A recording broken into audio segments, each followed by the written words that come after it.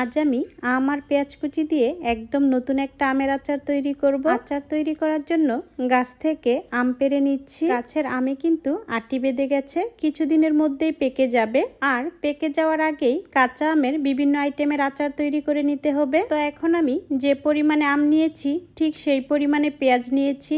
আম এবং পেঁয়াজগুলো সমান সমান থাকতে হবে। আর এই যে দেখো, আমগুলো ঠিক এমন ভাবে কুচিয়ে নিয়েছি। আর পেঁয়াজগুলো একটু মোটা মোটা করে পেঁয়াজের গায়ের পানিটা টিস্যু দিয়ে মুছে নিয়েছি, যাতে করে তাড়াতাড়ি শুকিয়ে যায়। এখন প্রায় শেষ বিকেলে পেঁয়াজ আর আমগুলো অনেকটাই শুকিয়ে গেছে। এই পর্যায়ে কিছু শুকনো মরিচ আর 5 ফোড়ন টেলে নিয়েছি। এখন টালা মশলাগুলো হামানদিস্তায় গুঁড়ো করে নিয়েছি।